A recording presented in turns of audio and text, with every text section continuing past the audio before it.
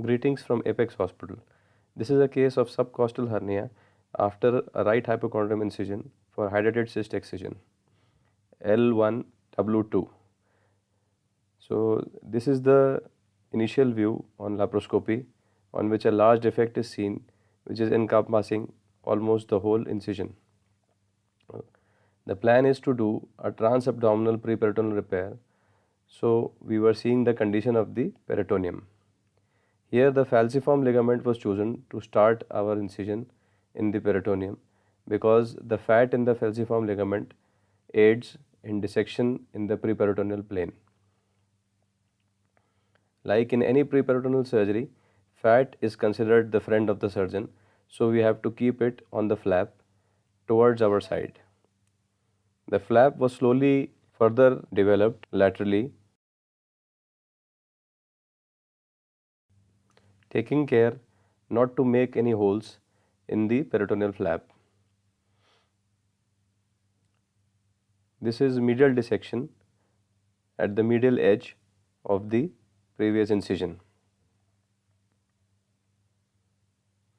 Slowly the flap was then advanced into the area of the defect. As much peritoneum as we could, we mobilized in the defect as well, because all this peritoneum will be used later on to cover our mesh in this area. The robotic platform helps in accurate and precise dissection and minimizes inadvertent injury to the peritoneum and the flap, causing buttonholes. This is the lateral edge of the previous incision where we are dissecting the peritoneum. Laterally there is lot of fat as well as on the midline. However, in between we have to be more cautious to avoid any peritoneal flaps. This dissection is then carried out in the superior part of the scar cranially to get a margin of approximately 5 centimeters. Here we are entering into the TAR plane because of very thin peritoneum. We have taken one plane superiorly, and you can see the glistening fibers of the fascia transversalis on the diaphragmatic side. Once the dissection was complete and we could manage approximately 5 centimeter cover, the dissection was concluded. Now closure of the defect was done using a non-absorbable PBT suture from Medtronic.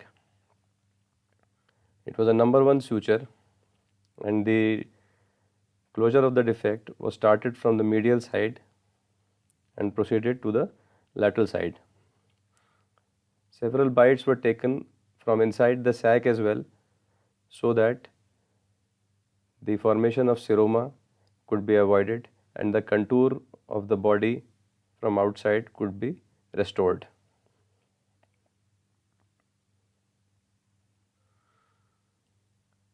Suturing at this odd angle was easier with the robotic platform when we compare to our experience earlier with the laparoscopic platform.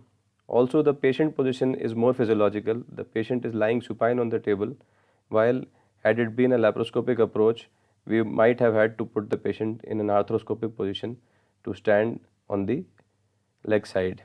Some surgeons can do it with standing in the middle of the legs, but still laying supine is the best position for the patient. Here we have completed the suturing and we have locked the final suture of PBT. A pro grip mesh was used because it has barbs in it and it reduces the need for suturing of the mesh to the parietes to maintain its position.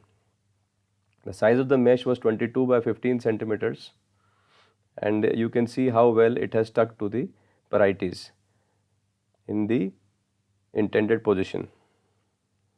A 20 PDS is being used here to close the peritoneal flap.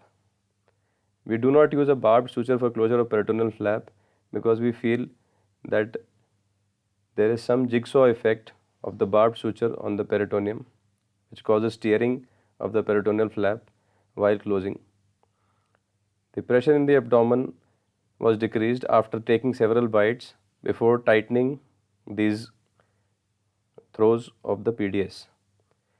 Here we are taking the fat from the omentum also along with the flap, because the lower part of the flap looks very flimsy and probably will cut through, the suture will cut through it if we take bites only through it.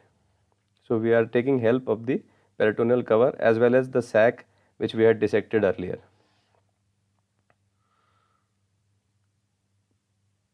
Again, in closure of this sac, because the edge of the peritoneum is very near to the camera, there is help needed from the bedside assistant in manipulating the endo eye, which helps in looking at the roof. We can see that there has been completion of the peritoneal flap closure, but there are certain holes inside the peritoneal flap. So we used a tacker which gave the additional security of fixation of the mesh as well as fixation of the fat of omentum to the peritoneal flap.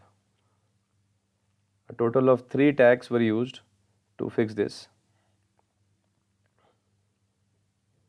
to the parietal wall.